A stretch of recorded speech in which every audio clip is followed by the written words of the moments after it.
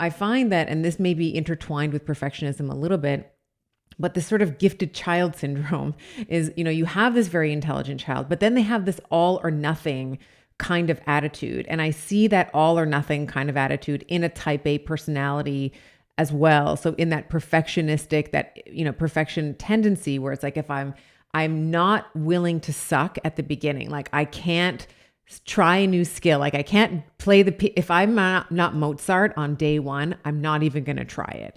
Have you noticed that clinically? Has that ever been studied? I just call it sort of, as a layman, I sort of call it like this all or nothing mentality. And I'll often say, the type A personality, when faced with all or nothing, if they know they can't guarantee all, they will choose nothing, right? They'll procrastinate. They'll say, forget it. I'm not interested in it. They'll avoid it at all costs. Is that something that you observe maybe in yourself or in research that you've looked at? Absolutely. This is a clear signature of a perfectionist is applying ourselves in directions that are comfortable or that we think fit with some kind of underlying competency, and avoiding at all costs putting ourselves in situations where we're almost certainly going to struggle, we're going to hit setbacks, we're going to be exposed, um, very possibly publicly. This is the fear. And so what you'll tend to see is perfectionists can actually, paradoxically, because a lot of people associate perfectionism with like kind of diligence, meticulousness, time on task, but paradoxically, you actually see when they encounter setbacks, challenge, they actually withhold themselves, just as you said there, because essentially you can't fail at something you didn't try at, right? So it's like, okay, well, I'm going to protect my self-esteem here and take myself out of that situation because likely it's going to end in some kind of public setback, failure, and I'm going to apply my energies into this activity where I know that my chances of success are a bit higher. And by the way, that fear of failure is so fierce that perfectionistic people will sabotage their chances of success just to avoid failure.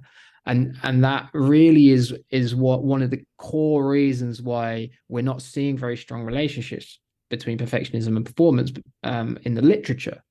And that surprises a lot of people, but it's not as surprising when you start to unpack this fear of failure that perfectionistic people carry around with them, because they can be very inefficient in their striving towards a high chance of success, but it may be easier tasks and away from more challenging tasks that have longer term benefits in terms of performance, success, growth, learning, development, all those goodies, which they can recoil from.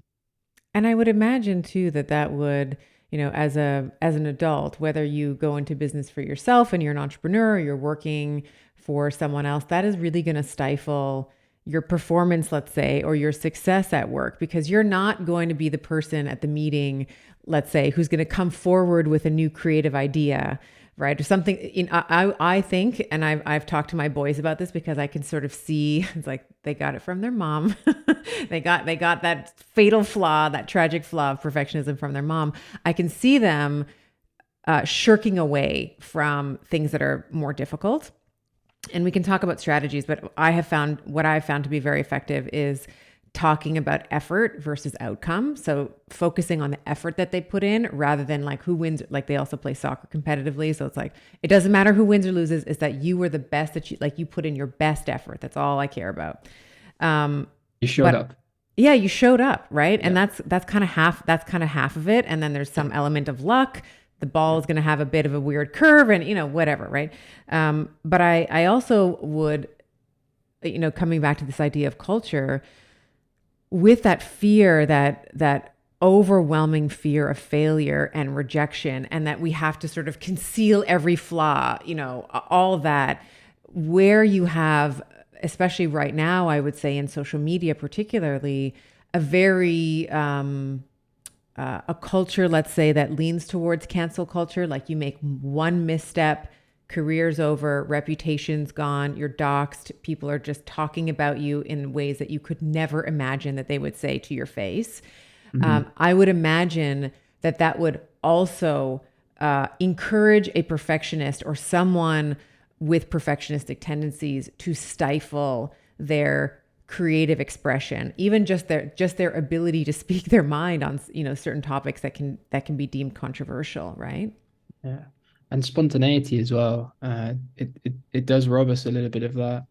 I mean, I hear you, and I think for young people in particular, this is really a difficult terrain to navigate at the moment because we do live in a blame culture. There's always got to be something or someone to blame. And what we don't do enough, I don't think, is explain what's going on. What are the reasons behind that statement? Or what are the reasons behind that failure or that setback or that mistake or that slip up? There's always an explanation, and I think we're quick to blame. We're less eager to explain, and that doesn't give people space to make mistakes. It doesn't give people space to fail or slip up, and we're constantly hyper aware about making sure that everything is done perfectly because of that. And it isn't just, the culture that we live in that kind of expects flawlessness. But actually, if you look out into the world, what do you see? You see the unicorn achiever, you see the 0.01%, you see a limitless and improbable success stories all around us that are kind of normalized. That's normalized this moonshoot as something that's obtainable, when of course it's simply not obtainable. And I think that's also a problem, that not only do we have these excessive expectations of conduct and manner and behavior, but also this kind of excessive expectation of what success looks like. This, which is completely warped from all sense of reality. Nassim Taleb did a really nice analysis recently, mathematician. They basically found if you want to get to the very top of any profession, he used the example of sports, you got to be a Six Sigma individual. That means you're a 1 in 1.4 million, right? To get to the top, to excel in any one profession, right? That's so unlikely, so improbable. Most of us, about 70% of us, are going to fall somewhere around the average.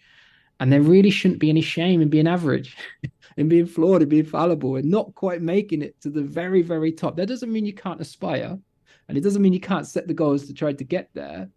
But it does mean that if you don't quite get there, it's okay. You can accept that reality that, this is just the way life is, didn't quite get there. And you can manage those expectations and accept and be satisfied with trying and putting yourself out there and showing up, right? Just as you said. So, I think we live in a world that celebrates excessive amounts of achievement, that constantly comes down on us at the first moment of slip up or mistake. And those two things combined really pincer us from two directions. They make us, completely fearful of slipping up, but at the same time, they keep us in this tyranny of should and could. But we should be this, we could be that, and these things are just not realistic, not possible for the average person. So I think that's why, as going back to culture here, but we do live in a world where perfection is really all around us. Yeah, and I think social media really does enhance that as well.